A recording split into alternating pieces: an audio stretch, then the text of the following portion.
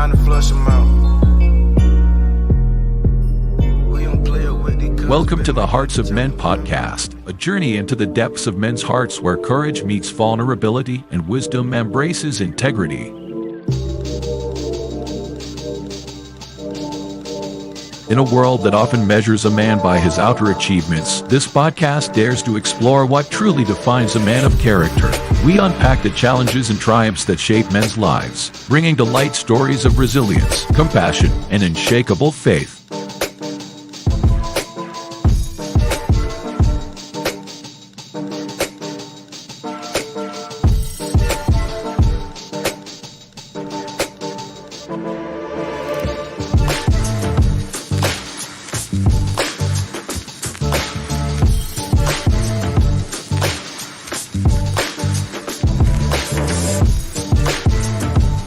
We believe that the heart of a man is a treasure trove of untold stories, powerful lessons, and profound wisdom. Through authentic dialogues and insightful discussions, we aim to unlock these treasures, one story at a time.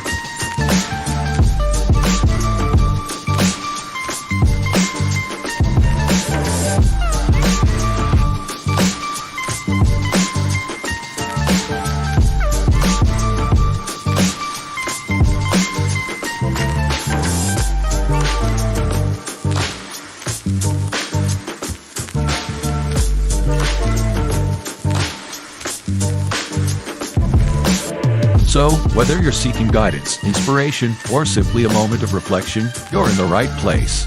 Get ready to be challenged, inspired, and transformed.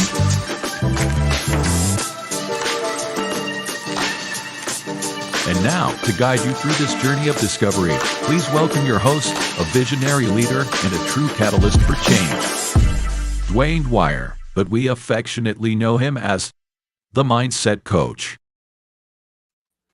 Good evening, everybody. Happy Friday evening, and welcome to this week's episode of the Hearts of Men podcast. We're your host for this evening conversation. My name is Dwayne Dwyer, go by the Mindset Coach, and I'm joined by my panel of brothers. Up top with me, we got Garfield Martin himself, the Uncle Junior, also known as a consistency coach.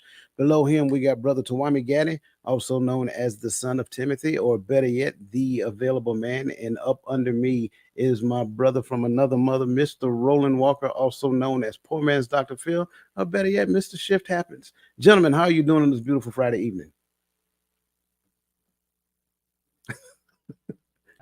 I'm good, man. Every time you say Mr. Shift Happens, I just chuckle a little bit. Better than I should be. I'm all right. I'm doing well. There you go, man. I got it. Very good. I greatly appreciate that. I'm good as well, man. As always, look forward to spending time with you guys and conversation and just enlightening. Looking forward to listening to what you guys have to say and bring to the table. And likewise, when it comes down to that, we always, and I think I can speak for you, gentlemen, when I say this, we always look forward to what the livest chat on social media has to say. So that being said, as always, we like to acknowledge you guys by name. So Michelle Ray, good to see you. Nick D, welcome. The Journey, good to see you as well. Let's see who else. Miss Crystal Everett, good to see you. N. Ellis, good to see you and welcome to the show. Miss Verly McCoy, aka Queen V, good to see you and welcome to the show. Miss Bernadette Simmons, as always, good to see you and welcome to the show. Miss Adrian Artist, good to see you and thank you for those enlightening responses to the shorts as well. I greatly appreciate that. And as always, good to see you. Welcome to the show. Miss Lisa Keys, good to see you and welcome to the show. And for anybody else out there, whether you're on YouTube, Facebook, Instagram, LinkedIn, it doesn't really matter. If you don't mind getting the chat and just say hello, that way we can acknowledge you, because we like to do so by name on this platform, because we don't do a lot of that too much in our community. But here we want to appreciate you and give you your flowers right now so you can enjoy them. So that said, I want to make sure we get all of the admin stuff out of the way, because again, we this is a very enlightening conversation, and I want to make sure that we get after this as a continuation as we did last week. So is there anything I need to be bringing to the table, gentlemen? Anything I need to announce real quick before we get started? No? I'm good to go. Okay, so Roland got a confused. Okay, you good to go, bro? We got anything we got to talk about real quick before we get started? Okay, just wanted to make sure. He looking all full today. I'm just saying. All right. So that being said, have you ever wondered why communication is so challenging in many marriages, especially when one partner is often silent?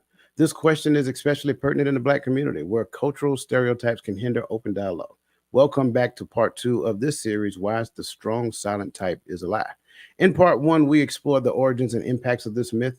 Today, we'll dive deeper into bring greater awareness to this understanding. I've often been asked, why are men silent? This question will guide us as we examine cultural roots and the psychological impact of suppressed emotions and the role of vulnerability. We aim to challenge conventional wisdom and redefine true strength, creating a space where Black men's voice are valued. Check the show notes for a free download to support your journey towards deeper awareness. Join us as we unmask the myths and reveal empowering truths about the strong silent type. So that said, let's dive in. Yeah, I like green. Stop that. All right, so so I want to kind of start off real quick. First and foremost, because this is the empowering perspective community, I want to make sure that I acknowledge everybody on this platform, everybody in the chats, whatever the case may be. Everybody's point of view is valued. We believe that we are subject matter experts of our own perspective, and that way we value whatever anybody says. So all questions are welcome, all perspective are welcome, and I want to make sure I acknowledge that as we get started. So we had a good conversation last week, and I think everybody walked away from it, just feeling like we got a chance to say some things. But as we get started, I really want to ask a question to you guys, and just be open and transparent when it comes down to it. What do you want our listeners to take away from why the strong silent type is a lie, from parts 1 and from this conversation tonight? I'll start by I I thought about saying breaking stereotypes, but I think that sometimes we have something that's considered a stereotype, and it may actually be true, but we will automatically dismiss it because someone sees it as a stereotype. So we'll just be like, oh, it's a stereotype. So I think what I would say is what you can take away from, last week, and what we're going to talk about is digging deeper into some of the stereotypes. Why is a certain thing a stereotype? When we're talking about the strong Black man, or I mean the silent strong man and stuff like that, and holding things in, like we talked about. And I think it's, like I think I mentioned last week, there are some things that I think we should hold in. And I think there are certain things that we should be selective about who we tell and who we share with. So I just, to kind of start off with, instead of necessarily breaking stereotypes, just maybe dig a little bit deeper into some of the stereotypes, and maybe unpack some of them a little bit more and see what you can find. Okay, I like that. If you don't mind, just so that everybody can have a good idea of what you mean when you say stereotypes, not the word stereotype, but like give us an example of one of the stereotypes that you're talking about. That men are controlling.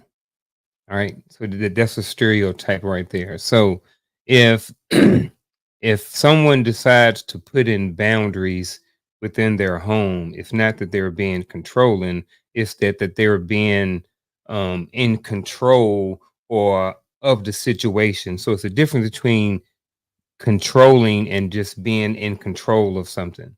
So I'm just speaking of, like, right now I am in control of my mouth. That's different than me being in control and telling coach, you are going to say this and this is not what you're going to say.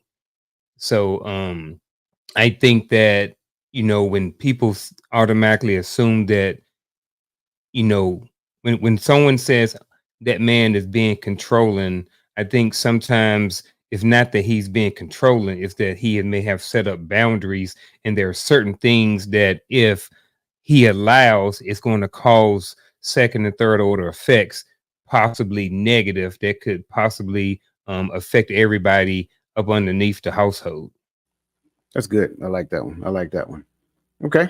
Roland, Gaddy, what you got?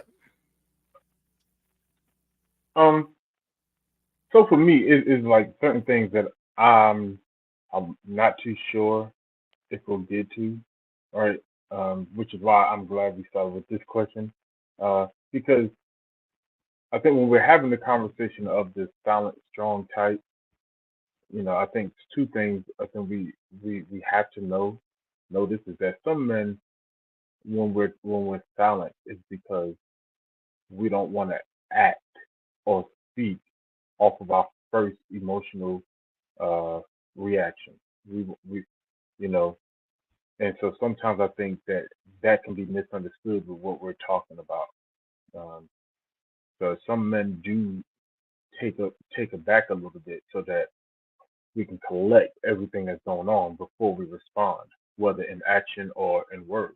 You know, but at the same time, when we talk about the silent type, I think some of the fears that I want, if there's any young men listening to this, and even, you know, women or mothers of young boys, is that it doesn't make you weak. I think the reason why we look at strong silent is because sometimes people think that it's a weak man who knows how to express himself, and that's a strength to know how to articulate what you're actually feeling and not actually re- living and reacting in it. And so that's the difference between what men teach teach their boys. Sometimes when we tell them not to cry, we're not telling them not to have emotions. Sometimes we're telling them don't always act or live in it. So I think we should appreciate men who know how to speak and articulate exactly what they're feeling properly. Um, and so I think that's where the strength actually lies.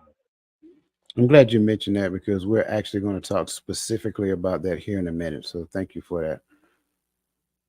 Oh man, what you got?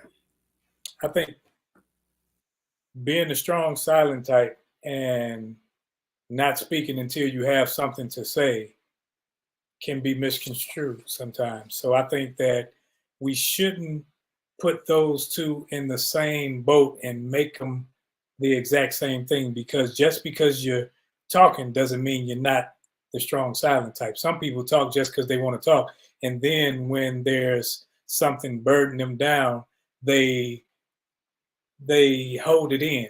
And one of your most powerful assets as a human being, as a man or a woman, is your voice.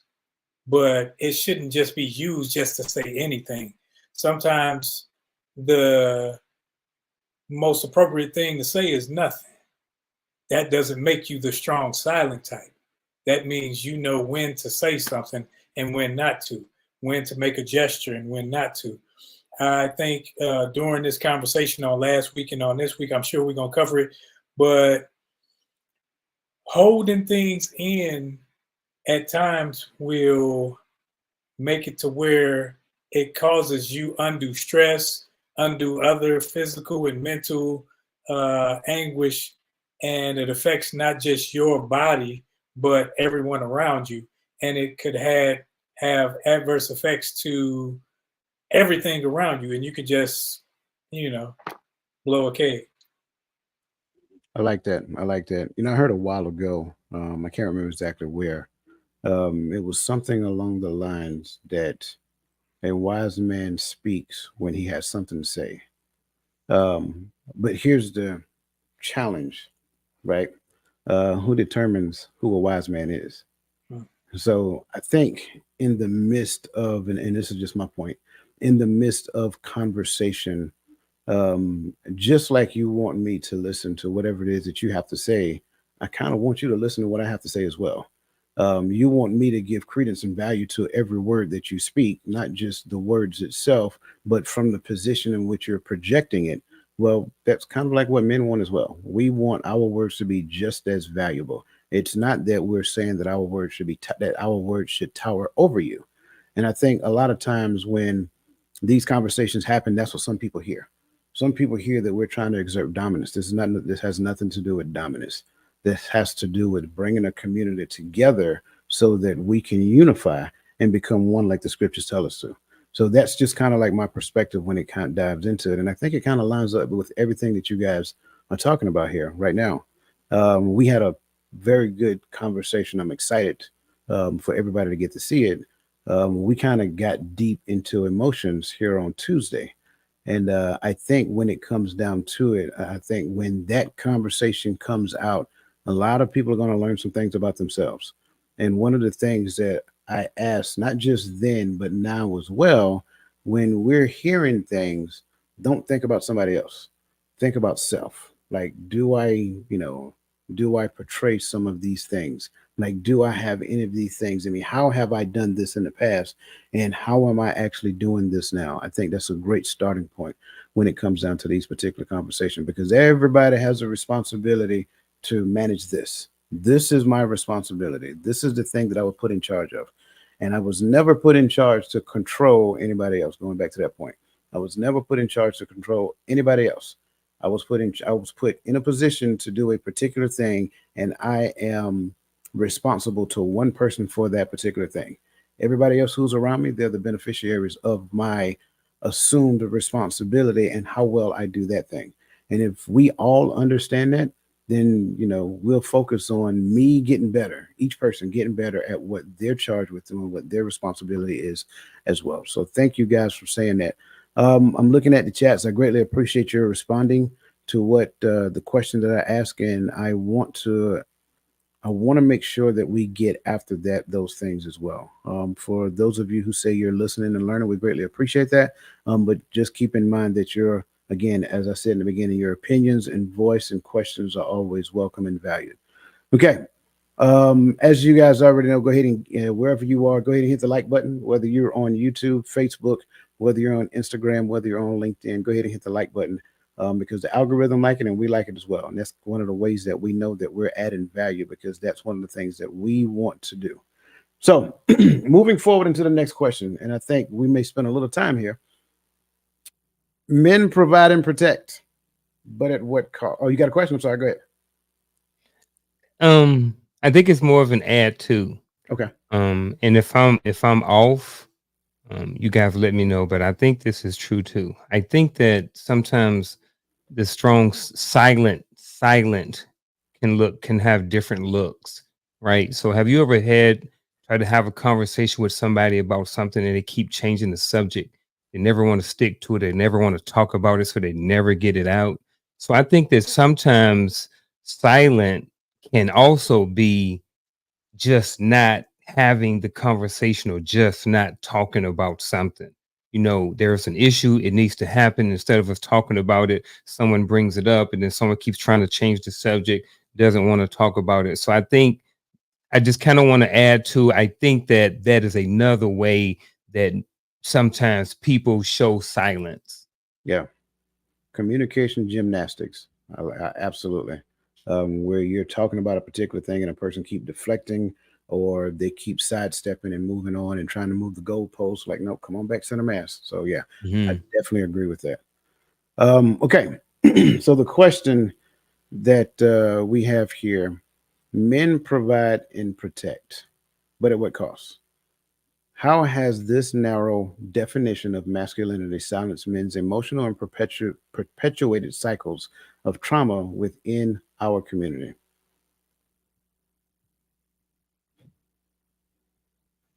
I thought that's why I'm about Pull to the go. plug, man. Pull the plug, man. Stop that. We done told you about that last week. I think that sometimes we continue to use antiquated theories, antiquated behaviors, antiquated lifestyles. And what happens is we try to fit a 19th century man into a 21st century person.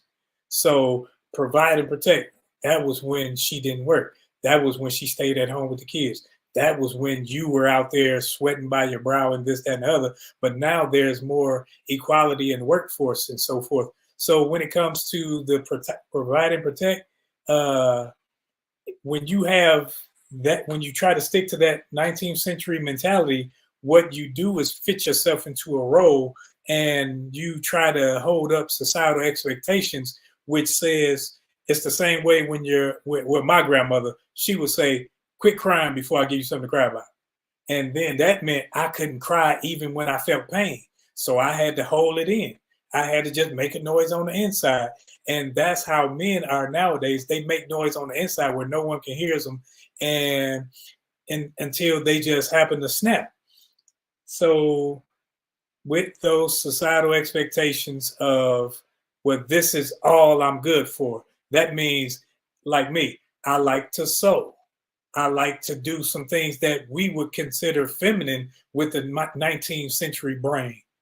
But and so in order for me to do that, I gotta hide and do it. I gotta hide and be myself. And that's one of those things where when you gotta hide being who you are, eventually it'll come to a head and somebody's gonna be hurt at the end of it.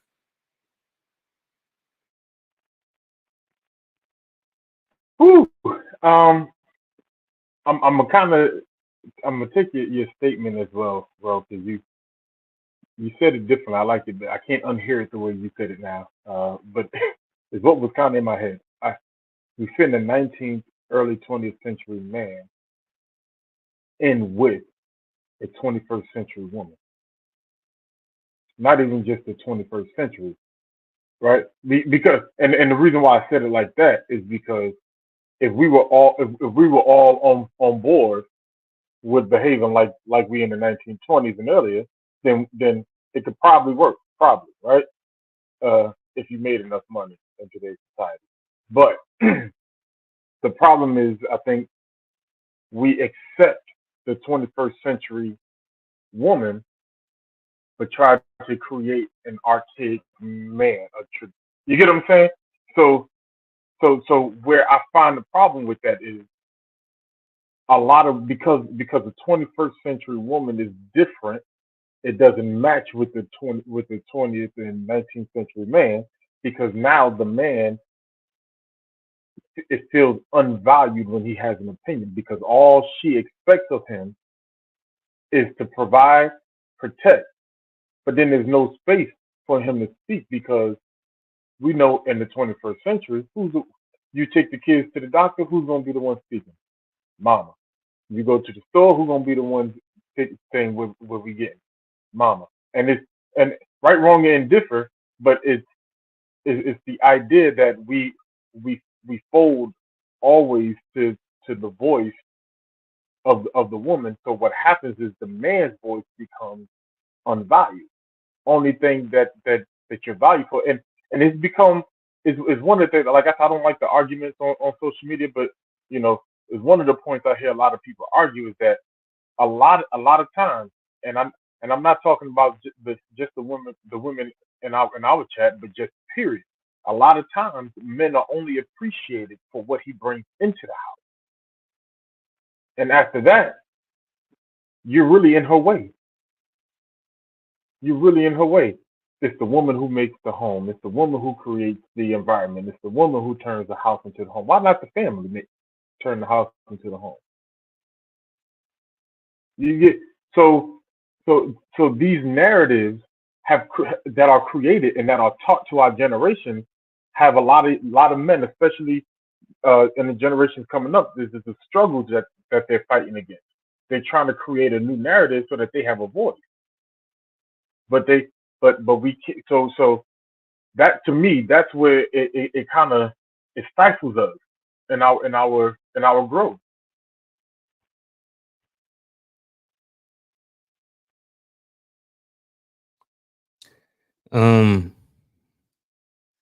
I've said a lot already. There's still a lot to chew on. It's a really big question.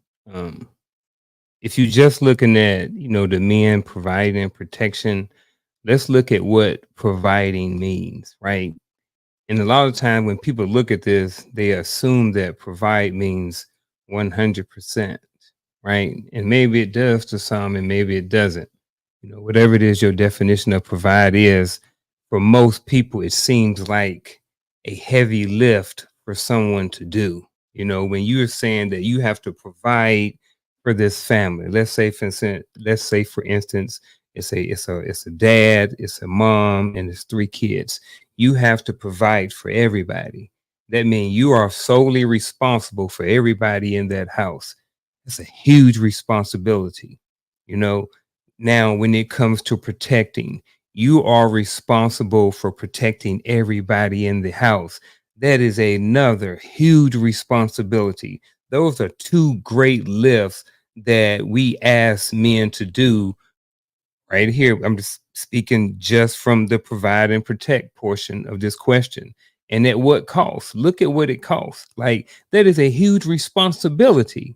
Like, just think about that. Think about, we talk, people talk about single mothers. Think about that. Now think about how hard that is as a single mother. Like, it's hard. You have to do everything yourself. That's a lot of responsibility.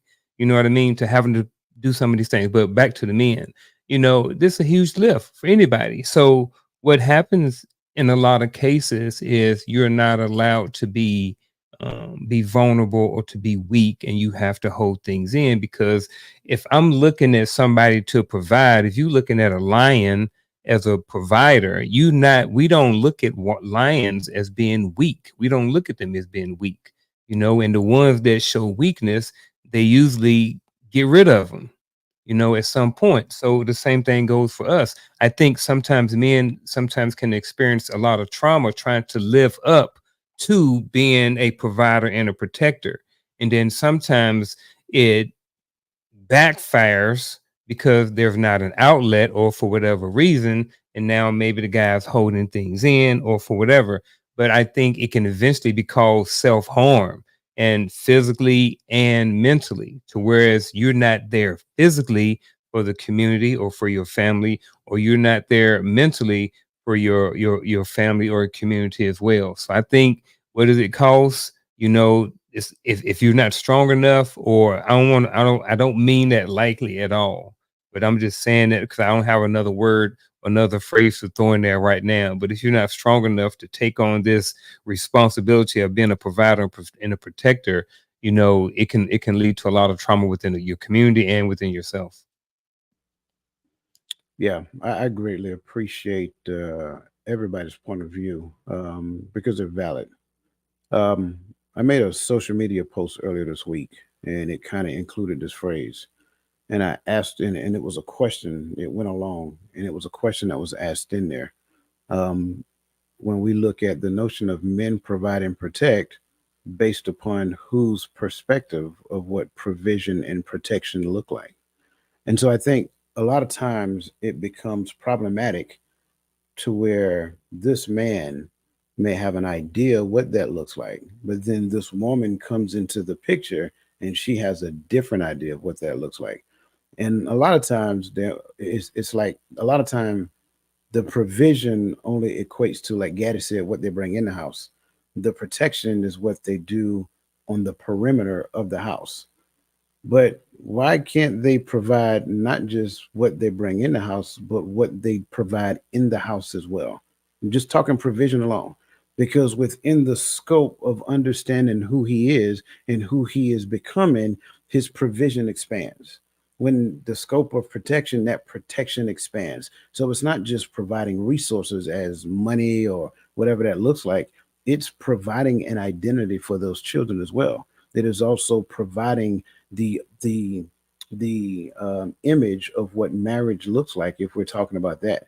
And because there is no coming together to become one flesh without the entirety of that man.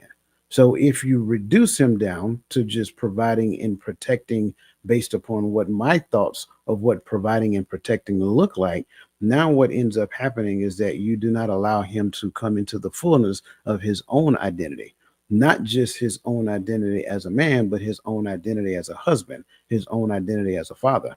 And a lot of times what ends up happening is that based upon the continuation of conversation, that man will choose silence over, and I hate to say standing his ground, but actually trying to help you understand what the entirety of provision and protection look like. Now, we look at the cost of what that looks like. Now, what do you give up so that you can fall in line with that particular narrative that is being projected on you?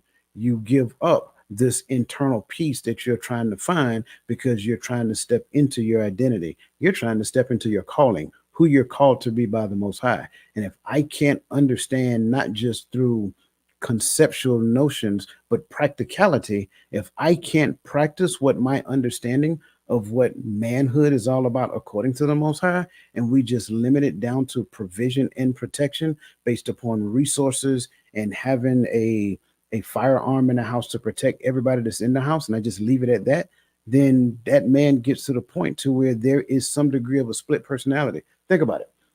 Go outside, catch up with your fellas and things of that nature, and you're listening to everybody talk about, the things that they get to do within their house. And I'm not talking about anything outlandish. I'm just talking about who they're allowed to be. And this man who only gets to provide and protect is listening to how Garfield is as a husband, listening to how Roland is as a husband, listening to how Gaddy is as a husband. Like, man, I don't get to do none of that because in my house, I'm only reduced to, like Gaddy said, what I bring in the house and what I do for the house. That is all. And so what ends up happening is from an emotional standpoint, and I just kind of let the cat out of the bag, Garfield.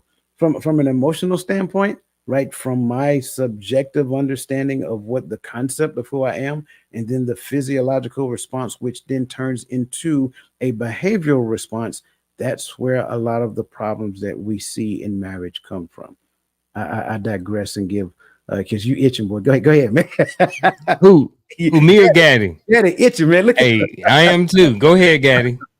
Because you said something that I think has to be addressed on the fix-it side, right? Is because there's a level of me being a man that, as a woman, I don't expect you nor want you to understand. I just need you to support and give that space. Because there's a level of being a woman that you can't expect me to understand. I have to understand to the level of how do I allow you to be that and grow in that. How do I support that? And so instead of sometimes trying to tell me what, because I think we get caught up in this, my expectation of a woman, my expectation of a man, so much that it chokes our ability to naturally be when you talk about being who the Most High called us to be, I don't need you to understand what the Most High called me to be. It ain't your job to understand that. It ain't my job to understand what the Most High asks you to be as a woman outside of the perimeters of what we see written black and white, right? We can throw scripture at each other, but there's something in that was put in you as a woman, something that was put in me as a man to be for the Most High, that all I need from you is support sometimes. We said, we like to sing, was the SWV, all I need from you is understand. No, I don't. Support.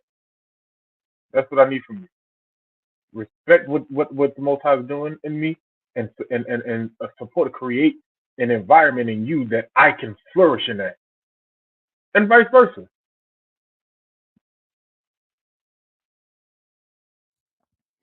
So this question started off with men provide and protect. So I I kind of have a follow-on question or thought after this. And my question is to you guys. Do you guys, generally speaking, do you generally speaking, think men want to provide and protect?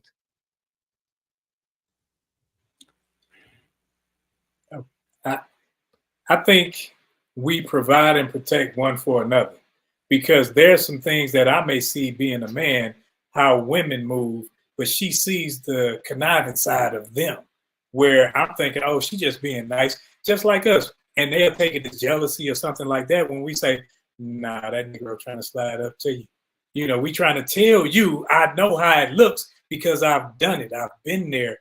I'm not jealous. I'm not thinking he gonna take you, but I know the manipulation tactics of a man because I'm one. So sometimes it's her position to protect me from myself and my naivety, because I may just think, oh, they just being nice. And next thing you know, she done slid in close and trying to warm the fire. And that ain't what we're trying to do. So I think that the protection piece goes both ways. Now, physically, I don't know who you with, unless you're with Big Shirley or somebody like that. But I'm the protector. I hold peace. Peace is all over the house. But that's the peace that surpasses all understanding. So I protect this in that arena. But there's some things that the other side may protect. She protects from she sees some things that I don't, because you know how it is. A man to be happy in the house if he got a PlayStation and a futon, and he good to go. He may have an air fryer or something like that, but we good. But that's not conducive to family living, because we think, okay, bare necessities sometimes, while the other side may say, no, this makes it feel warm. So I think it's a combination of. Can you ask it again? My bad. I said, do you think in general men want to provide and protect? Oh, easy answer to me. Now this is to Gaddy. Yes. Right? Is that all I want to do? No. But is that what I want to do? I tell people, like, a lot of women get it messed up, right? When you start making my income an obligation to your availability, right? Even from the start, before you even got my last name, what's in my pocket. You automatically turn me off. But the problem with that is, as a husband, I enjoy watching my kids run through the house sucking up AC, because I know I paid for that.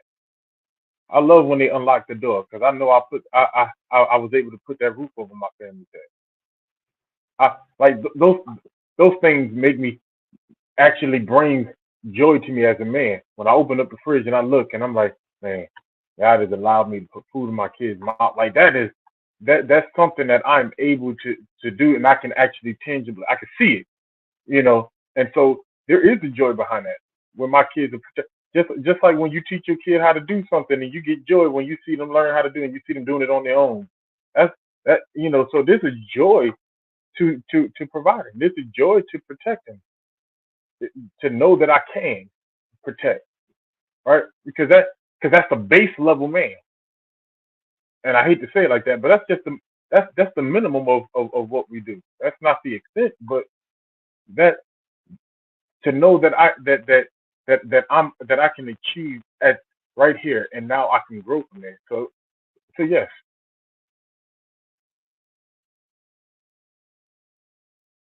I got to smile before I speak. Because I can appreciate everything y'all brothers are saying, and I don't disagree with you. But I'm gonna say the thing y'all don't want to say. Protection comes at a cost. You do not go to the airport and take a flight and go in there with 15 bags. It's just not gonna happen. They're gonna tell you you got one carry-on bag and you get one check bag. That's it. That's it. So I think a lot of times, and I'm agreeing, and I want to make sure that I'm clear. I'm agreeing 100% with what you are saying. I'm agreeing. Both protect, both men and women protect. But the question is what? I think too many times people are focused on protecting their ego. And because they're focused on protecting their ego, I don't want to lose who I am in the midst of this relationship, situationship, or whatever type of ship you're on, right? But here's the reality of the truth. Whoever you think you are today, you're not that person tomorrow. Life is going to happen to you. So you are changing incrementally throughout time. Do I think men want to protect? Yes. Do I think men want to provide? Yes. Do I think women want to protect? Yes. Do I think women want to provide? Yes. But the problem that I'm seeing is that they want to protect and provide under their own parameters. That becomes problematic. I don't get to go to Delta and tell them what I want to do on their aircraft. So at the end of the day, when it comes down to your question, you're absolutely 100%. To what Roland and Gaddy say, absolutely 100%. But there's this thing called sacrifice. And sacrifice is a thing that you give up, something that you give up for a greater good, something small that you give up for a greater good. The problem is most of us, and I'm just saying us in general, men and women both, no one is exempt from this explanation. The problem is that we don't want to give up that little thing for the greater good. We want to take the little thing with us and think it's supposed to work. It doesn't work that way. So when it comes down to providing and protecting, absolutely, both men and women want to provide in relationship. But the issue is at what cost? And if you're believing the cost is nothing, well, you get what you pay for. Yeah. I think the I cost. appreciate all y'all responses. I really liked all of them. I think that in general, men want to provide and protect too. You know, but at this, however, or in addition to, it's like with anything, you don't want a bunch of crap. You know what I'm saying? Like with anything, like if we're a boss on our job, how can I say? Because I don't want to make it seem like it's a hierarchy, but it is. And I didn't create the hierarchy. You know what I mean? If you don't like it, you go look at your directions. So I don't know, but I kind of appreciate everything you guys said. But I was also looking at the question. It was like the trauma, and it's like, well, if men generally want to provide and protect, then what's the problem?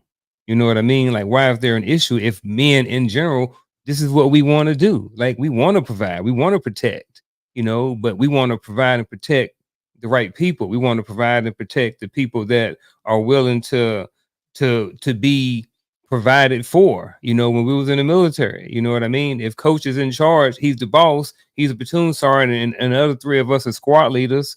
You know what I mean? Coach like, look, everybody need to do X, Y, and Z. Well, we go out and just execute. You know what I mean? And it's a whole lot easier. We report back and keep it moving. If it's something ain't right, then he'll let us know too. But I don't know. I really think that men generally do just want to provide and protect, but I don't see why there's such a big problem if this is what we want to do anyway. But I think it may be, I listened to what Gaddy said, and then something you said earlier, Coach, being the only thing. You know what I mean? It's like it's more to men than just providing and protecting. It's a lot more to us than just that. But even on the surface of that, I need your cooperation in order to protect you, and I think that's what Coach is trying to point out. All right, it's and Adrian knows I love her. That's my girl. That's my homie. But when she said we love our independence, but we want our men to protect us. Well, sometimes it comes to the cost of what you call your independence, because what you can't do is go outside and start mouthing off at somebody, then look at me talking about protect.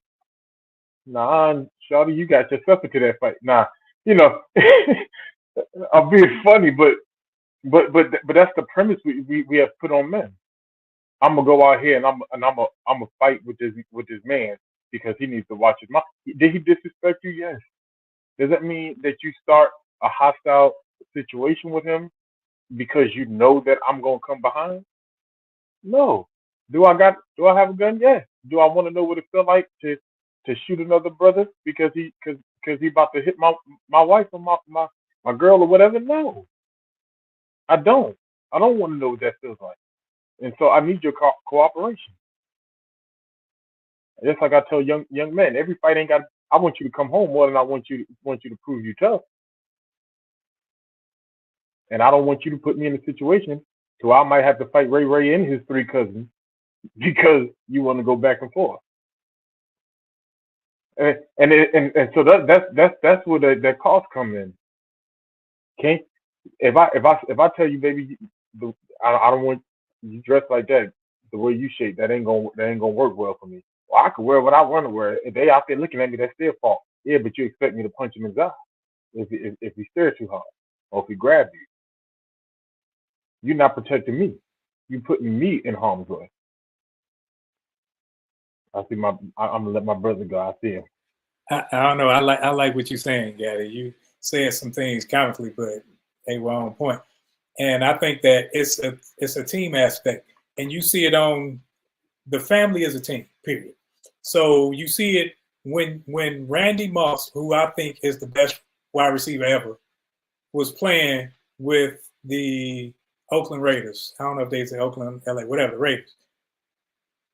He was a horrible teammate. The offensive line protected the quarterback. The running back sometimes protected and got passes or runs. But he would only play when the call was directed towards him. So it was all about his ego. And that's how sometimes we are, male and female. It's about my ego. Well, I provided the food. You should cook it. You got to do this.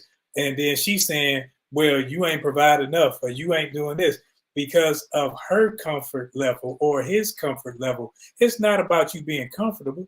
It's about whether or not the team is moving forward in a proper manner. Because sometimes we will do things and say things to disrespect one another, to degrade one another, and expect, oh, well, I did my part. Nah, because apparently if that person is not in a position to do theirs, that means that somewhere along the line, we didn't communicate properly to where this thing is actually a team and we're protecting the house. We're protecting the family. And I'm not just like, because if you come to my house, I got Sam's in my garage. So I got stockpiles of toilet paper, soap, you name it, I got it in there. So the grandkids come, they don't know what it's like to not have it, but they know it's there because I put it there. But I don't got to go around saying, well, hey, grandpa, make it happen because I put some doggone toilet paper in the garage and paper towels. No, they got to see me in other facets of being a man, where it's not just beating my chest about things. I got to be the teacher. I got to be the consoler. I got to be the nurturer at times. So it's a team aspect. Yeah, I'm loving all these responses, and you know, I like to. I do agree with the team assertion, but I also say it's a brand. It's like you see Apple. It doesn't matter what Apple put out. You see that Apple on it, you're expecting it to be good. And I think that's kind of like what the relationship is supposed to be. It's a brand. It ain't about you, boo. That's the thing. It ain't about me. It is about, it is about, yeah, we see we got your Apple, bro. It is about the brand that we represent. And if I am trying to be the most important person in the brand, now what we're getting ready to do is tarnish the brand.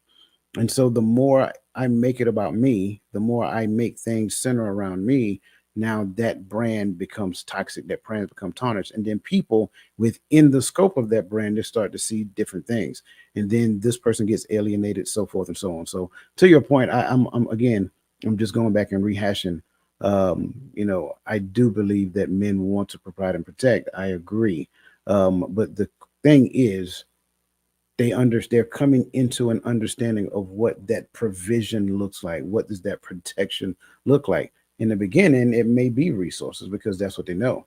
But as time progresses, it transitions from resources to giving more of themselves.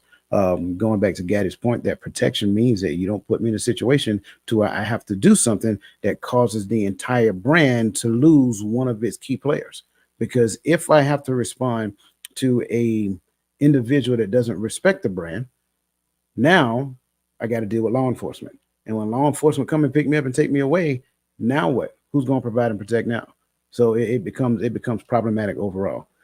So thank you for that question, Garfield. I thought it was a great question. And again, thank you everybody for your responses. Loving what you guys say in the chats. Keep them coming. Greatly appreciate your feedback. Loving what you said there, Queen V, and you're absolutely correct. Again, wherever you are, greatly appreciate you joining us this evening. So wherever you are, go ahead and hit the like button. And again, you know, we appreciate that as well. So getting to the cultural roots of silent men, because you got to realize it's not that we came out the womb that way. So we got to realize that it started someplace. So the question that I want to ask you guys, in what ways do family dynamics and upbringing influence a man's tendency to adopt the strong, silent type persona? I think sometimes these things can be modeled. I think sometimes young men see certain behaviors from dad at home. If there's assume that there's a dad in the home, you know, a lot of times we pick up, some of those habits of our father. And just like we probably pick up habits of our mom. All kids pick up habits from both. But I think sometimes because sometimes I think, if you're a man, if you're a father, right, we don't share, the bills being overdue and the mortgage being late and the phone bill, the water about to get cut off. Like, we don't share these things with our kids, especially when they're very, very young, so they don't necessarily know and see us growing up and understand the sometimes the drama or the trauma and all of the things that may go on in the house, especially when it comes to finances, or especially when it comes to having or not having certain conversations. So I think that just by virtue or by default of men not sharing certain things with their kids, because not that it ain't their business, is that, what do kids need to know that, the mortgage is late, like they can't do anything about it. You know what I mean? So I think that sometimes we just not hold things in, but we just don't share certain things with our kids. And sometimes as kids, we can assume that when we growing up, that dad is just being silent about certain things. We would look back, it's like, man, dad didn't talk about nothing. Dad probably shared a bunch of stuff, but dad didn't want to share all the negative stuff and all the bad stuff that's going on at his job into his house, because he had to be a provider and a protector, and he had to have a good aura and all of this stuff inside the house. So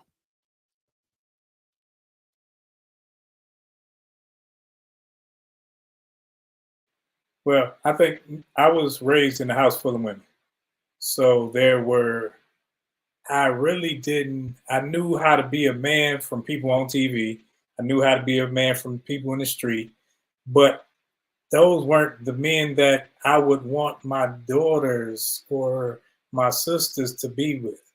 Those weren't, so I knew certain things, but until I saw it modeled, I didn't know a thing.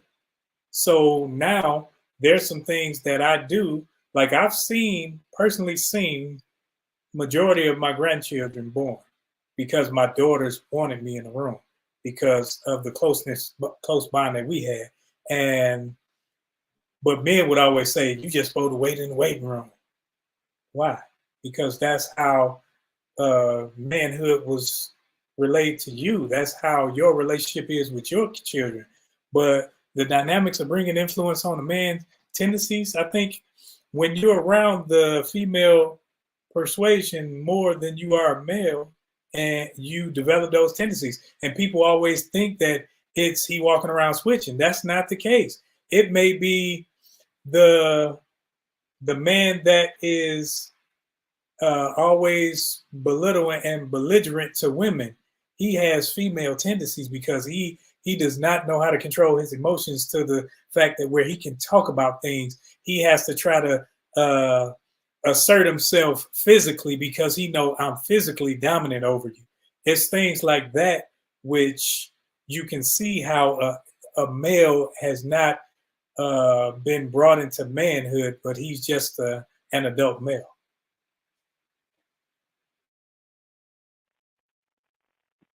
I honestly share not in between, but on both sides of both of those arguments or perspectives, because I would say on one hand, I had more women in my house than men, right? Especially when my mother and my father separated. So I didn't see in home what it looked like for a man to speak. All I knew were women's perspectives, and all I knew how to listen to were the women's perspectives. And so when I became a young man, I felt as if, and I had an anger management issue as a young man, but I understand now part of it was I was frustrated because I felt like I had to force my opinion out there, or I had to fight to get my voice heard because I was a boy. Did nobody want to hear what we had to? Because I never heard a man speak or And even when they were in the house, when my mother and my father were together, kind of like what Uncle was saying, was when they had issues, they talked about it behind closed doors. My mother was the executor. My mother was the one that did this, that did that. My father went to work. He worked late night shifts. So when he would come home, half the time he would sleep, you know. And so if when he did express himself or what he wanted or what he wanted in the house to be done, that happened behind closed doors. It's that mantra that we used to always hear, grown folks in here talking. So you never heard the man speak. He was in silence. But you knew but sometimes you could tell that daddy said something because mama used to be like, do this before your daddy get home. Get this done before your daddy get home. But you never actually saw what bothered daddy until he pulled the blood out. And so the only sign of a father that I knew young before they separated was the discipline. So as a man, kind of like what Rose said, I had to learn some things from some grown men in our army, and not all of it was good. And some of it I had to figure out. Some of it I actually had to learn scripture. I had to learn words to actually start molding myself towards something other than what I was taught to be. Because even some of the men in the church, what they were teaching me were how to work with my hand and how to run women. The dudes on the street was teaching me how to hustle and how to run women. Like, that was the end all. It's like that was the commonality, but we had to learn some other things as we became men. And by that time, it's almost as if, well, not almost as if, it's that point when you become a man that to where you're really part of your silence is because you're figuring out how to express yourself. You're figuring out what it looks like, not to be seen, because you don't want to be seen as the controlling type. You don't want to be seen as the hyper masculine type, but you still want to be heard.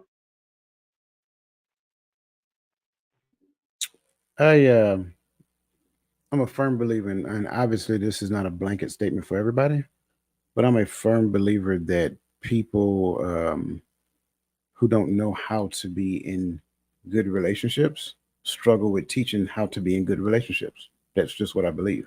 Again, that's not a blanket statement for everybody. There are some people who took the opportunity to learn from their mistakes, and then the things that they learned, they actually instilled it in their children. Um, that said, when you look at a community to where the notion of relationship has deteriorated for years on top of years moving forward, then what you end up seeing is that, well, you have a lot of boys being raised without their fathers in the home. It's not the boy's fault, right? It's just a simple fact to them.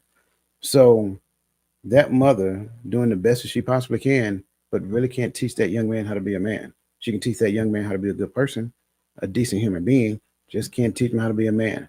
Now, let me talk about this guy real quick, because for me, that was my story. And you guys heard me talk about the Uncle Brigade before. I greatly appreciate those young men because I had one of them, my Uncle Mike. My Uncle Mike would come home, and of course, I was always happy to see my Uncle Mike, but every now and then, he'll grab me, throw me in the bed, and give me the business.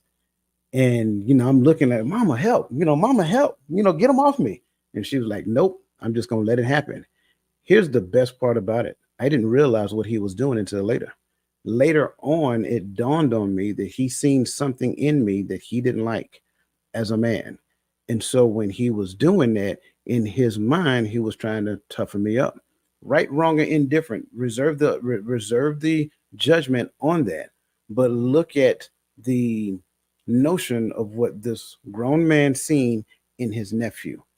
And he said, sis, I'm going to let you know, I'm not going to let him grow up to be an effeminate man. I understand. I'm not trying to get in the way of you teaching him or anything of that nature, but I just want to toughen him up a little bit. And she was like, have at it. I greatly appreciate that. Let me be honest with you. Now, am I saying that's the right thing to do? I'm not saying that that's the right thing to do. I'm just saying I appreciated it Because at the end of the day, when you look at this particular question, bring it back up, please. When you look at this particular question, you have to understand in a child's formative years, that's where a lot of their foundational understanding of how to be comes from. And so the unfortunate side of that is my mom's perception of men may not have necessarily been what the reality of what men are supposed to be came to be, right? So being involved with somebody who is young, being involved with somebody who is still trying to learn who they are, figure out life, trying to fit into the mode of manhood, kind of like what we talked to, move from provision and protection from the side standpoint of resource to the standpoint of provision and protection from the standpoint of it being more than just resource. It becomes their total being on how they show up and how they're there for their families, things of that nature. It is a very daunting task for that woman to teach that young boy how to be a man.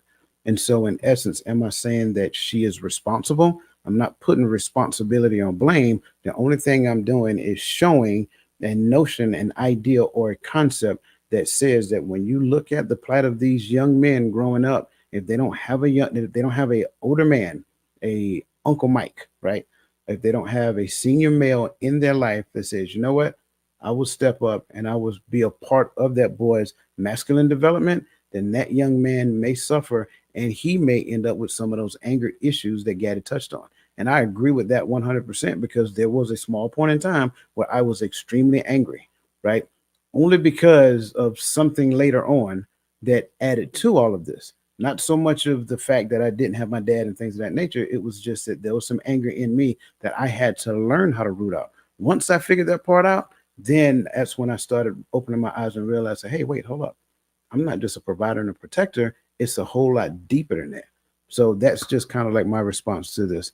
Any other comments on this one? Because Garfield, I think you have a question to what you mentioned earlier, bro. Nope. Everybody good? All right. Can you bring I'm up that? good. I'm ready. Ready. Can you bring up that question, please? The what if? There you go. What if a person is controlling due to the fact they are trying to protect their masculinity, which leads to anger, anxiety, which opens the door to control someone else? That's the opposite of masculinity. Because masculinity just is. It doesn't, you don't have to conjure it up. You don't have to make it anything. You don't have to get loud. You don't have to be belligerent. But because you don't know how to be, you do what you perceive it to be. So when a person has to, oh, I got to show you. It's just like when we were in the military. If another E7 came up and said, First Sergeant said we gotta, like, what? First Sergeant said you can't do it off your own merit, off your own rank. You got to throw his rank on there because you aren't comfortable with leadership. And that was a problem then. That's a problem with manhood. That's a problem with people not being in positions, not knowing how to articulate themselves and not know how to be. You should just be able to say what you feel, mean what you say, and say what you mean. To Verlene McCoy's statement here, the first part of this says, what if a person is controlling? That's it right there. I don't need to say anything else. If that person is controlling, that's a problem. That's the only response I have.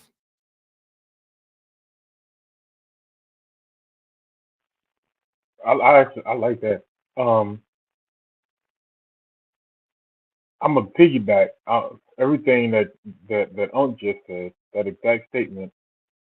But behind that, I'm just gonna say that if a man's masculinity is, if he feels it's threatened, a man is not going to react with being controlling or aggressive or physical. He's probably going to turn into the myth that we're talking about right now. He's going to shut it down, and you're not going to be able to get nothing from him. Then you're going to be mad at him because he's not talking, because you're not emotionally available and all. But you can't shut down who he is. You can't attack his masculinity. You can't attack his emotions every time he speaks. and then get mad that he became silent.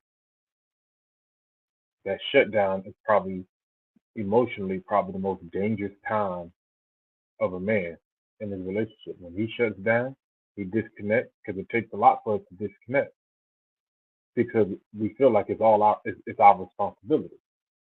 The livelihood, the protection, the teaching, the leading, the provision.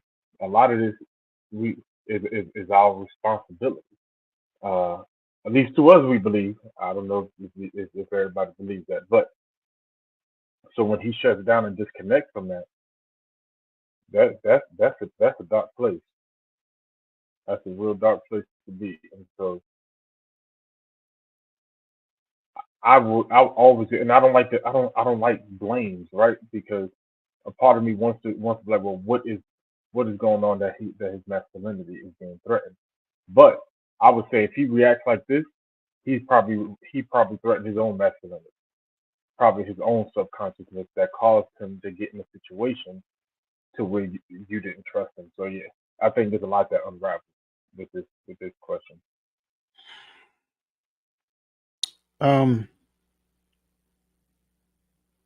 I just want to be heard. I'm gonna start off by saying that because, and I'm doing that for a reason. When a person tells me, and I'm gonna respond to this question as though this question was asked to me as a coach. When a person says, "I just want to be heard," I ask them exactly what does that mean? Because if they say that to me, a lot of times what we do is we take that as fact. And there's a big difference between fact, assumptions, and opinions. And so I like to start at the beginning and then work my way to the end. Garfield, you asked a great question.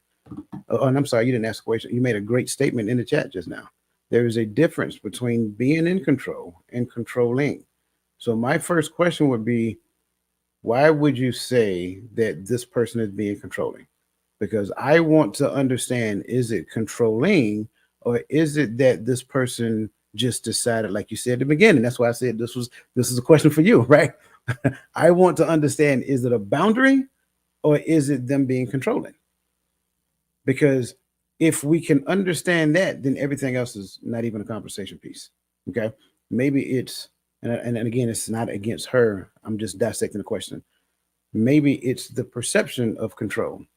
Maybe it's the easy button control because I'm not getting my way. Right. So I always start there. Once we have that conversation about the perception of control, the understanding of control, and the facts that go along with behavior that says it is control, then we can talk about the other stuff, right? Because now I can look at the what if. But I am always leery when we start putting tags on people, right? I put a tag on Gaddy because he wears hats like that. Oh, them New York boys. You know what I'm saying? What does that really mean? You know what I'm saying? So it's like, yeah, they don't like to put, down south, we like to bend our hats like Garfield. That's what we do. Right? But them cats up north, they keep the bill straight, they turn it to the side, and they TI their way out the door. That's what's up. I'm okay with that. So understanding whether it is being controlling, which means a thing, or whether them having a boundary looks like control. And then once we can come to the understanding of that, whether it is or is not, then we can talk about due to the fact of them trying to protect their masculine. Okay, let's back up there. Trying to protect. Well, why do they feel like they need to protect?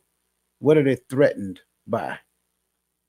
You see what I'm saying? When you start dissecting this question really asks, this question lays a whole lot to be understood. So I'm really leery about taking a statement or a question as face value a lot of times in the midst of a coaching session. And again, and I do it in a way to where they don't feel threatened, but it really makes them think. Is this person controlling, or is it my perception of control? Maybe as we continue to go down the rabbit hole, maybe they seen something in their childhood years that they brought into their adult years. And now anything that looks like a duck, even though it might be a duck-billed platypus, it's a duck. No, that's a duck-billed platypus. No, that's a duck. Because my prior experience say that's a duck. No, it's a duck-billed platypus. Look at it. It's a whole different animal. So when we start dissecting things and asking particular questions and getting down to the root cause of why we first pin control and then went after the protect, right? Because again, if that person feels threatened, they're going to get into protection mode. That's a human function. Okay. So when we say protect their masculinity, did you try to emasculate them? That's the next question. Did you call him out his name? And you know what that name is. I don't have to say it, but you know, it rhymes with witch. You see what I'm saying? Because I'm gonna tell you right now, you call me a witch, it's on. I'm just, I'm just being transparent. I'm not trying to offend anybody. I'm just saying that these questions, although it's a great question, we really got to think into the question and really unpack it so that we can understand, is it a behavior issue or is it a perception issue? If it's a perception issue, then we got to realize that perception comes through the lens of perspective. So what is your perspective based upon male behavior? Because when you back somebody in the corner, they're going to come out fighting. So maybe the problem is that he was backed in the corner and he decided to come out fighting instead of the fact that he just came around the corner all liquored up after work because he done spent half his check at the bar and now he wants to exert his dominance. If the latter was the conversation, now let's get after this piece right here, because I really want to know, did this person show this type of behavior in the beginning, or was it something that was realized at a later point in time? Did you get into this marriage too early, or I'm just assuming it's a marriage?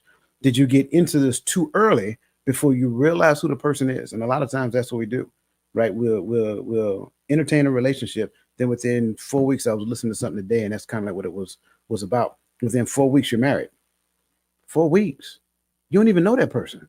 So I think a lot of times, and again, I'm not saying that this is you. Again, I love this question, but a lot of times that's what ends up happening. We get ourselves into a permanent situation without ever understanding the person that we get into the situation with.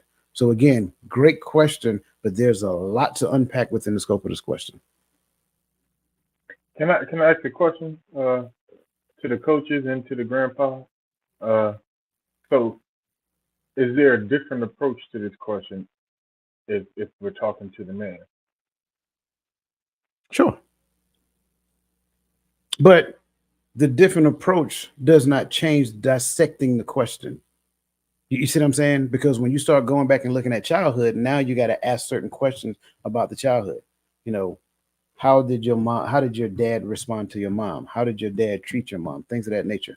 Like were you around? Like, you know, so forth and so on. So it's approaches are different based upon people, not necessarily based upon sex. You see what I'm saying? And I think that's why it's called a coaching. Well, not think. That's why it's called a coaching relationship. You're developing a relationship with that person. And so having a better understanding of that person, it kind of helps you to ask the best question for that person in that moment in time. Some things I can ask you directly because of how you portray yourself, like your aura.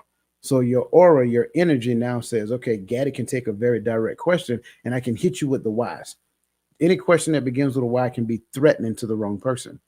But if you have that very soft-spoken mouth, probably not going to ask you the why. You know what I'm saying? I may ask you a different question, like a how question. A how question now gets you into the process of the thing. So when we start looking at certain things, it's not a sex thing that makes it different. It's more so of a personality thing that makes it different. I get it, and the only reason why I asked sex wise is because I'm thinking, how do I approach it if a man comes and says, I feel like my masculinity is being threatened? You know, so what is the difference? Because you know, I love the approach, but because I believe that there's a lot of layers to this question, but I believe different layers when we start talking about a man that feels like his masculinity is being threatened, because I think the underlying causes are sometimes different than the woman who feels like the man is becoming controlling, trying to protect his masculinity. But see, that's a whole different question within itself, though, because notice what you did. You left the controlling piece off. And a lot of times, what you'll hear from men, and again, not 100% across the board, in most cases, men won't say things to make it sound as though their significant other is trying to control them, right? Because they don't want to give that perspective off. But they'll say that this person have control issues, right? So just like the question that you asked, I feel like my masculinity is being threatened. So that's a whole different conversation. So now my question would be to you, well, what makes you feel, why do you feel like you're, again, because you, why do you feel like your masculinity is being threatened? You just can't ask that question. I got to qualify that question first. And then when I get you to think into it, because again, it could just be the easy button. That's the easy button. So when I get you to think into it and you can articulate to me why you feel that way, then that gives me something more to go off of. And so that's why I say that. But I think that's a great question. Thank you for that one. Any other thoughts?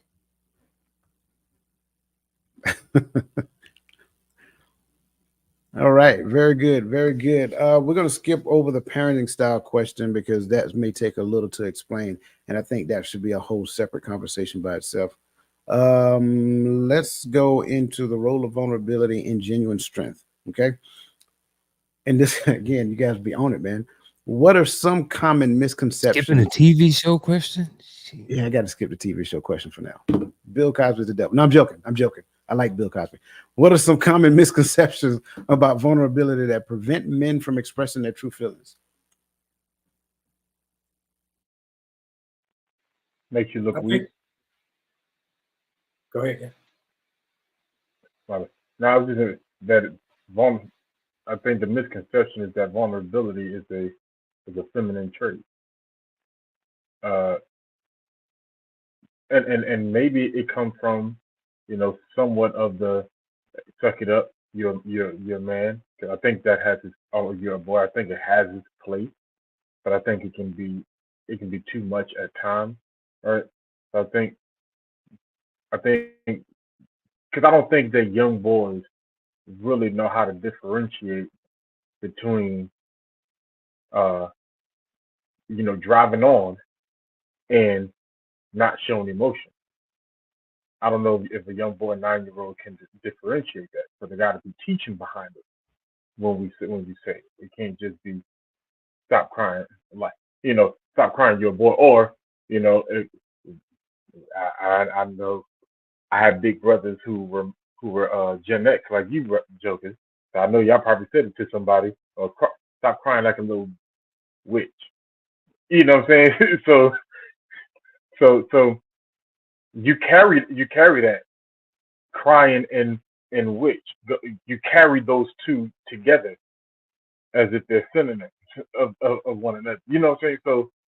So when you get to the idea of being vulnerable, you can feel like I ain't finna come over here and cry like a little, So I think that is one of the things that have to be torn away from vulnerability. It takes strength to face a hard situation and express yourself and say how you feel, so that things can be addressed. I think one of the misconceptions would be that being vulnerable is feminine. It's a feminine trait. I think that being vulnerable, people have been vulnerable to the wrong people, and they think that they can be vulnerable to any and everybody that calls themselves their friend, their partner, their homie, when that's not the case. Someone has to show themselves worthy of you being vulnerable to them. You can't just be vulnerable to everybody and walk around crying and, oh, I need a hug and yada, yada. No, because somebody has to be able to lift your head and tell you that you can make it, not downgrade you and belittle you because you're showing emotion and showing that you have feelings and hurts. And that's when you can see that when you're vulnerable and somebody else takes that and manipulates it, that's one of those relationships that you can call toxic.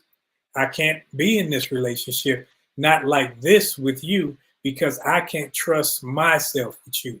I can only give so much. Yes, sir. I got a question. What do you mean when you manipulate vulnerability? When you manipulate vulnerability, if you show me your feelings and I think that you're supposed to be a certain way, I'm going to tell you you acting like a witch. I'm going to tell you men don't cry. I'm going to tell you that's not what we do. Not allow you to feel.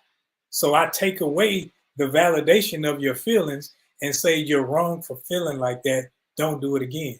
So now I've manipulated how you feel about that situation, and now you won't not feel it, but you won't show it.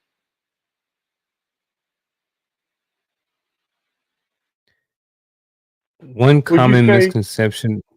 Go ahead. It was a question to Ro.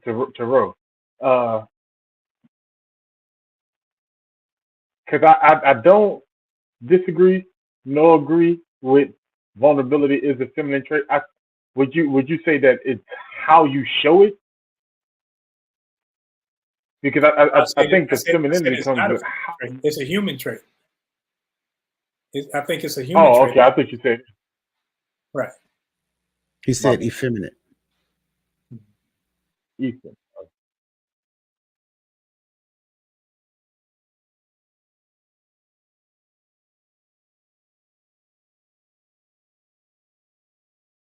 All right.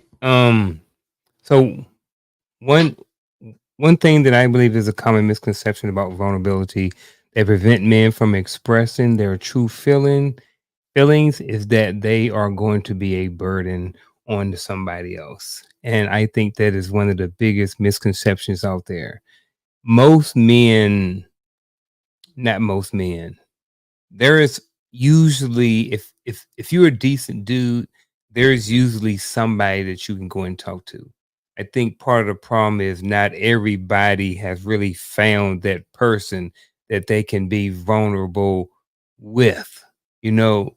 But a lot of times, you know, we think that we are a burden on somebody, especially when it comes to other men. Like we already understand that there are certain things that we're not going to tell our lady or our kids. Why? Because just like when I was talked about earlier, you don't need to share everything. You know, everything that's going bad in my life, I can't be bringing all of that negative energy into the home. You know what I mean? So I need to call Coach or Gaddy or Roland and be like, look, brother, this was going on. So any man that's out there that's watching this right now, look, reach out, get you a wolf pack, get you some homeboys or something like that, and I guarantee you, you will not be a burden to me or any of these dudes on this panel when you got something going on in your life and you want to speak it. And there are a lot of dudes out there that are itching with an ear to listen to something that you got going on because they've been through it and they don't want to see you go through it. So again, like I said, it is a huge misconception that think that we are a burden on somebody else for wanting to be vulnerable and share some things that go on in our life. So that's my stuff.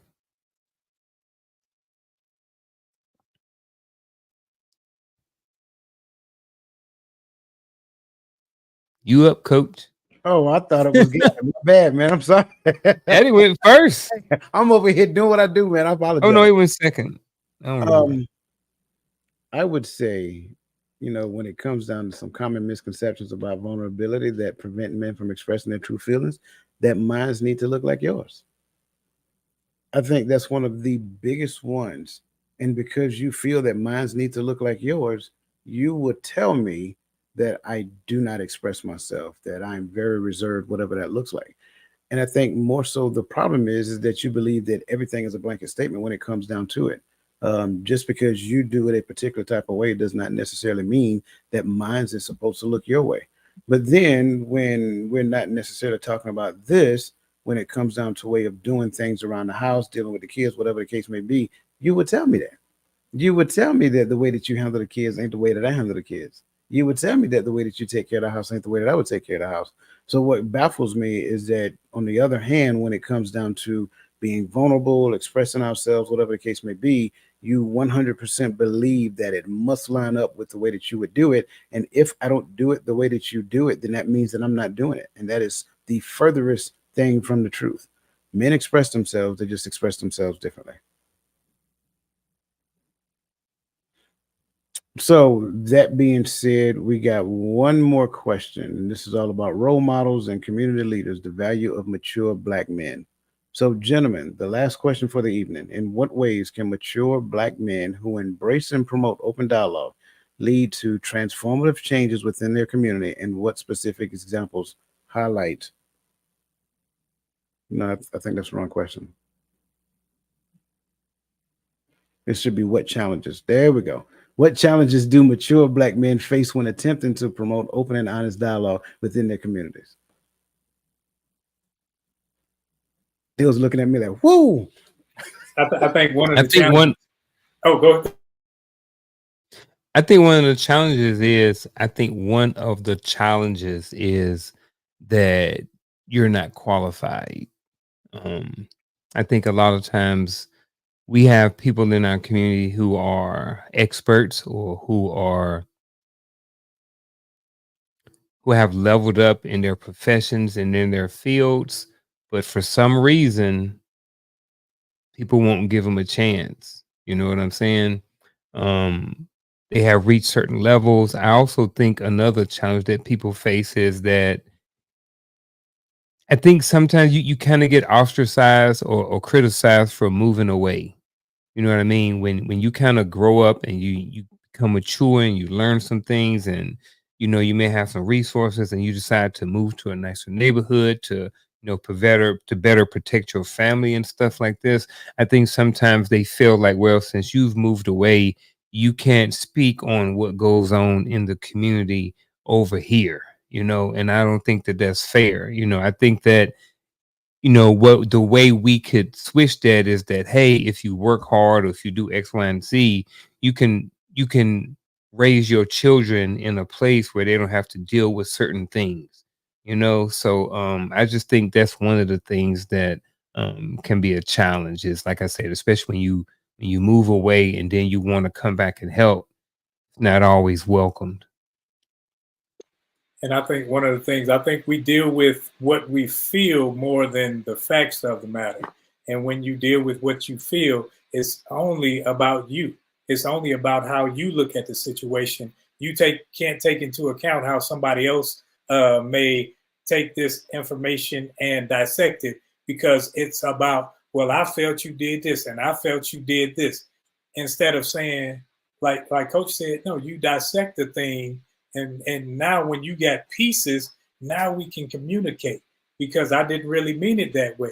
I meant it like this, and now we can talk about that. And that may just squash the whole thing and bring it down, because once I start talking about feelings, personally, I'm saying I don't give a cuss about your feelings. We're not talking about how you feel about it. We're talking about this. If we stick to the topic at hand, then we can get somewhere. But if we're gonna talk about your feelings all day, we might well not even talk, because I'm gonna turn on ESPN.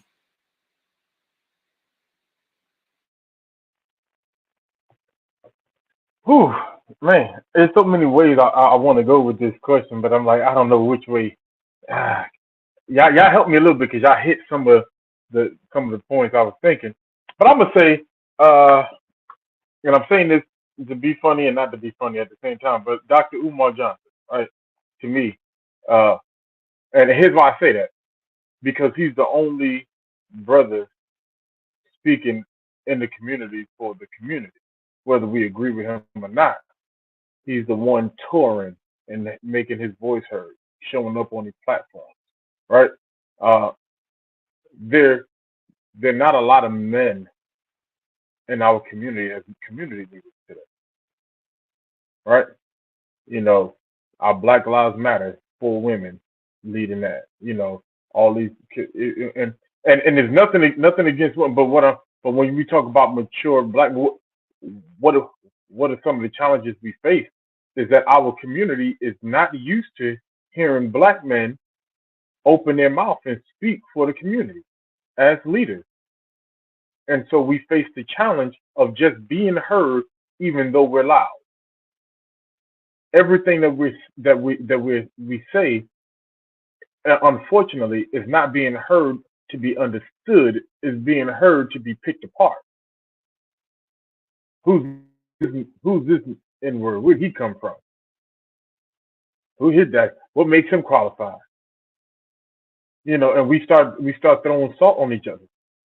So when I say Dr. Umar, I'm saying he's the only voice. He's one, and everybody else. I mean, you got a bunch of brothers who got podcasts, but half the stuff that these jokers are saying is clickbait.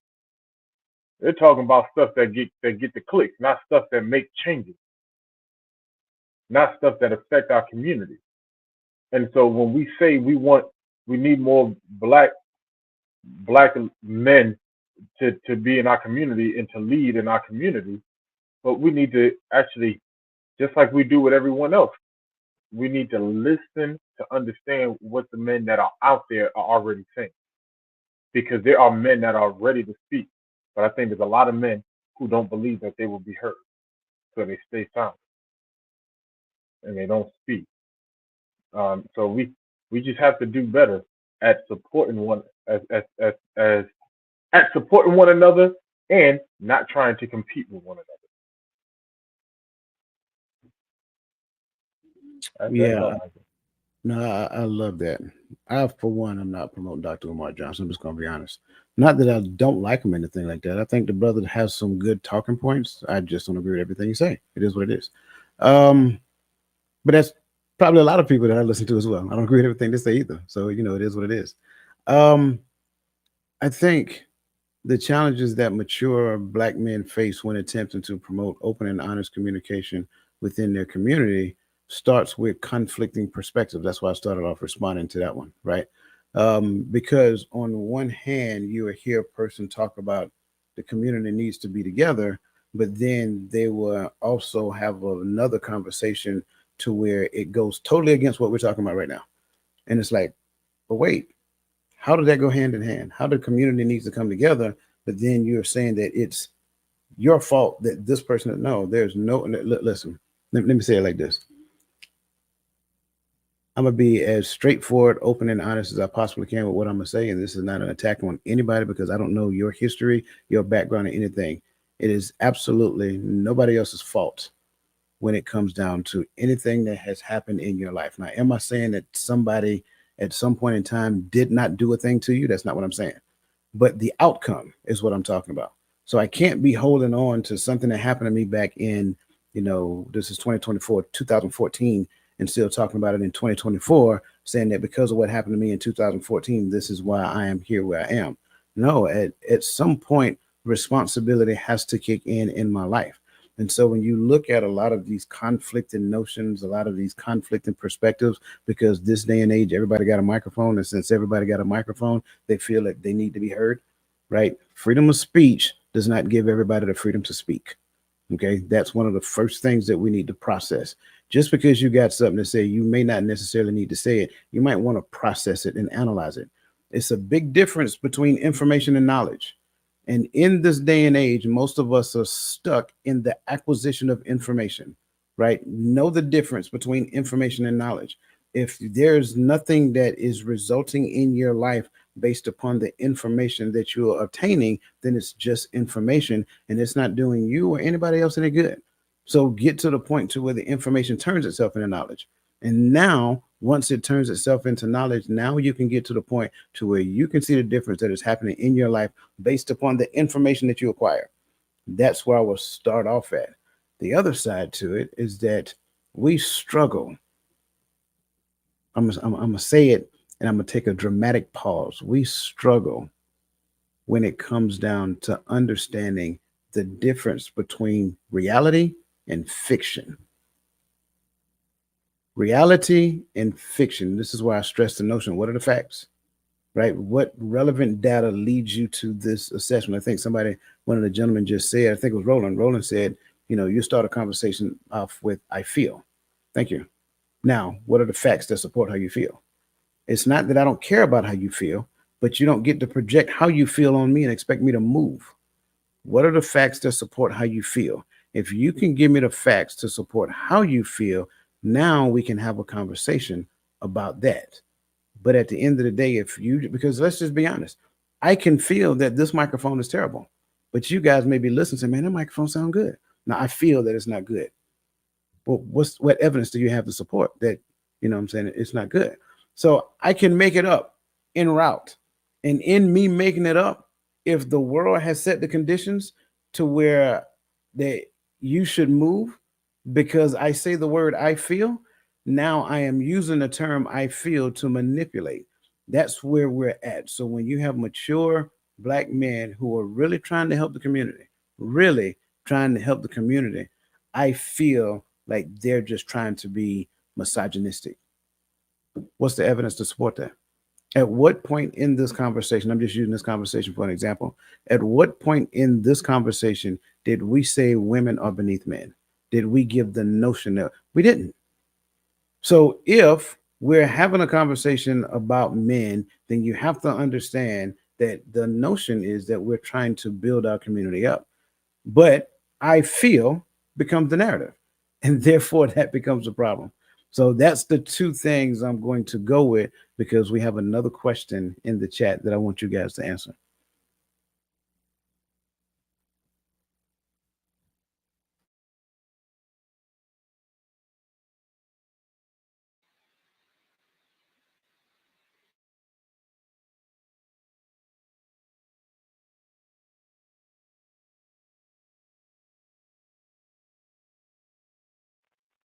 Hey, why do I'm gonna keep it. I feel like Hulk Yeah, Hogan right now? I know. I was like, whew, I found a simple way to approach it for me. Ego tears down, masculinity builds up. Well, Right, and I'm saying that in the sense of my when I build if I can build a house, I build a house so I can say, look what I did. Look what I did. And I tore down everybody. By doing that, you tear down everybody that built it with you. All right. But my masculinity says I can build a house. And so I'm going to build a house. And I'm going to build houses for my community so that we have shelter. You know what I'm saying? Because, and I know that it sounds like it's a fine line because we have turned the word masculinity into a trigger word nowadays. But the things that men do in the community, the things that men do in the home, right, is masculinity. It's a masculine trait, right? Even when we talk about provide and protect, is a masculine trait. There are like brought up, there's single mothers that do it, but that have to do it because they're single, but that's out of necessity. And even then, there's a struggle in doing it, right? But the ego, it tears down by artificially raising myself up above everyone else. I'm making everybody else insignificant. That's how I look at it.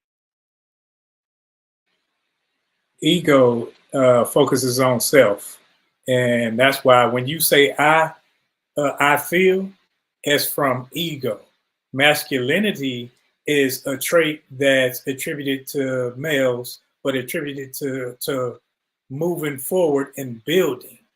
It's not the tearing down and, oh, I'm beating my chest, I'm lifting weights. No, it's you're building something. It's you're actually moving forward. So it's not that's why you can't have toxic building, toxic elevating. No, there's no such thing. That's why it's an oxymoron. You cannot have it. So when you have ego, I can say, well, you're being I think you're being, this is toxic masculinity because you're trying to do this because of how you feel about the situation, not about how I am, because I can keep my voice at a calm rate or whatever, but because I say what you don't like, now I'm toxic. Now it's toxic masculinity because I identify as a man. Now anything I say is deemed as toxic masculinity because you disagree with it and it goes against your principles and your guidelines. So and ego has to do with the psyche, and masculinity is just a trait. Yeah, I was kind of going with the same thing, like what Roland just kind of finished up with. The ego is more about, it's more about like your self concept, like your self worth, different things like that. Focus on the individual. And I think when it comes to like masculinity, that's kind of deals with more with like gender roles, sometimes behavior, more so different things like that. So I'm looking at the time, so I'll keep it short. I'll keep it at that. Yeah, I'm agreeing with everybody here. Ego is all about the individual person. Masculinity, believe it or not, is both in male and female. So there's a unity that involves that is connected when it comes down to masculinity, just like femininity is in both male and female. So it's not about one particular person. It's about the coming together of both people. So that's why I will go with that. Great question. Thank you guys for all of your comments again. As always, unfortunately, we got to come close to the end. And that brings us to our bittersweet moment.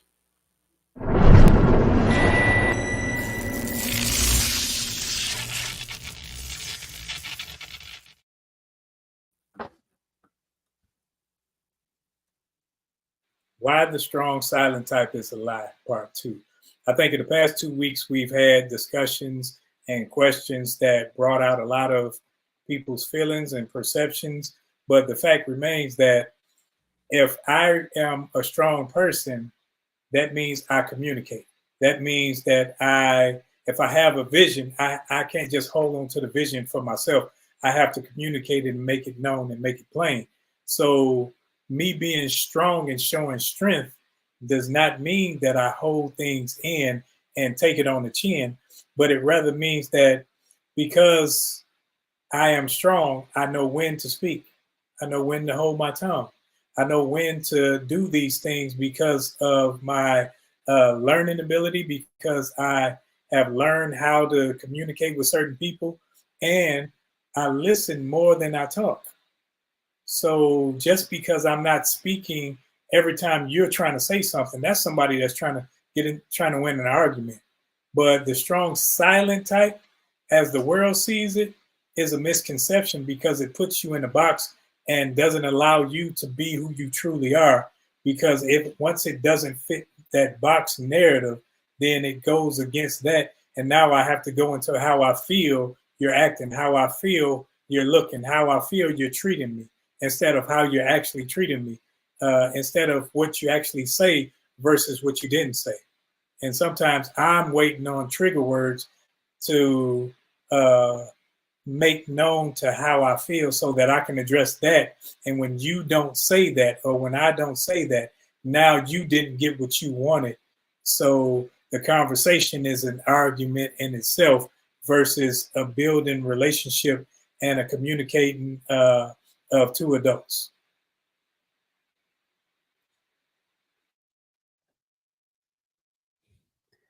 The strong silent type is multi-layered, as you have seen over the last 2 weeks. With that being said, there's more than one way, and just like Roland said, there's more than one way to look at this. Being strong isn't always necessarily just holding things in. Sometimes being strong is being vulnerable. Sometimes being strong is expressing yourself to someone that is going to give you the feedback that you need, not necessarily what you want.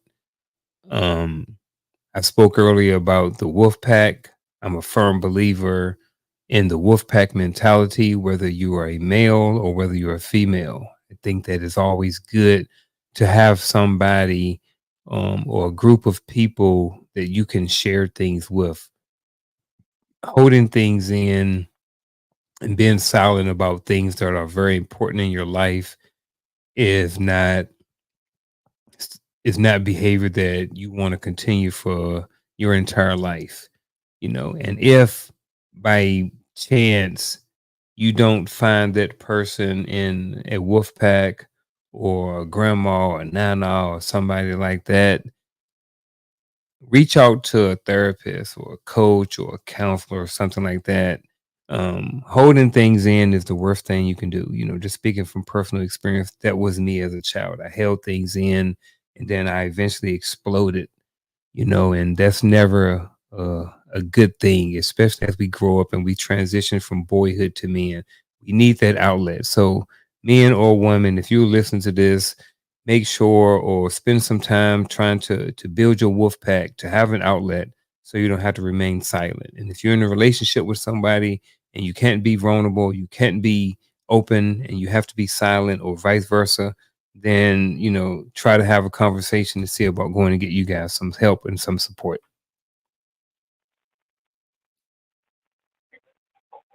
To everything, there's a season. And that's also in that passage of scripture, it talks about a time to speak and a time to be silent. And so for men, it's important that we understand the time to speak and the time to be silent, right? We should take out the feelings narrative, right? And what I mean by that is what Roland talked about, when I think we live in a time to where we have weaponized emotions to the point to where I feel a certain way, so you have to adjust how you speak, how you think, and how you live because of my feelings. Let's take that aspect out of it. There is just an appropriate time to speak, and there's appropriate time not to speak.